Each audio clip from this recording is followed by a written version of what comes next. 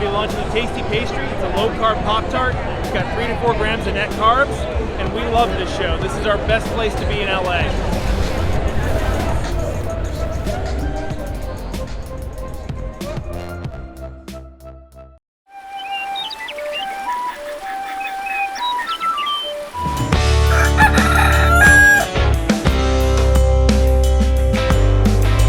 Welcome back to Legendary Foods Muscle in the Morning.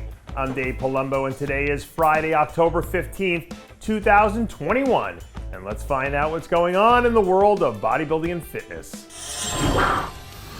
Perhaps happiness is always to be found in the uphill journey and not in the fleeting sense of satisfaction awaiting at the next peak.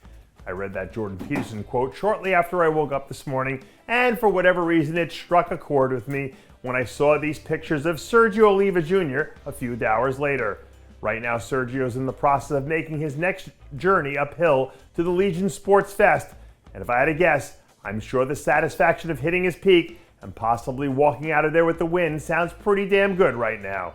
So even though he's enjoyed the journey and probably is looking forward to hitting whatever the next peak is, I think even he would admit that the next one starts where this one leaves off.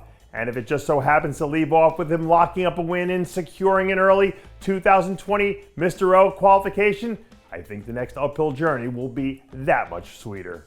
A few days ago, I came across a study that found that heavier people are better in strength exercises and are more likely to enjoy strength training than, well, normal weight people. If you think that I'm just making that up for the show, well, Google it. I promise that it's true. Or you can take my word for it and consider these clips of Derik Oslan as me citing my sources. According to Derik right now, his strength and performance are at an all-time high in the gym. And earlier this week, his weight was floating somewhere in the neighborhood of 248 right out of bed, which is essentially as high as it can get if he still wants to make the weight for 212 next year. As we saw on the Olympia stage last weekend, this division continues to be primed for parity. So if a new improved version of Derik can hit the ground running, he's going to create all sorts of problems for anyone else in the lineup. As far as I can tell, we haven't done many updates for athletes heading into the NPC Nationals this year. And since we caught wind of these new updates from Carlo Thomas a few hours ago, I took it as a sign to go ahead and check this one off the list while we still had a chance. As of this morning, I believe we're still around 10 weeks out.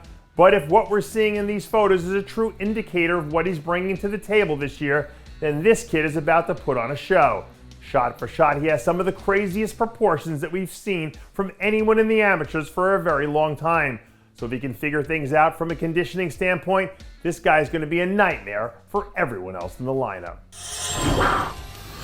And finally, we're closing out a very busy week by sending out a huge get well soon shout out to the legend and Hall of Famer Flex Wheeler, who was unfortunately missing in action during Olympia weekend because he was hospitalized with COVID-19. Obviously, you worry for your health and safety of anyone when you hear that they're battling something as serious as COVID.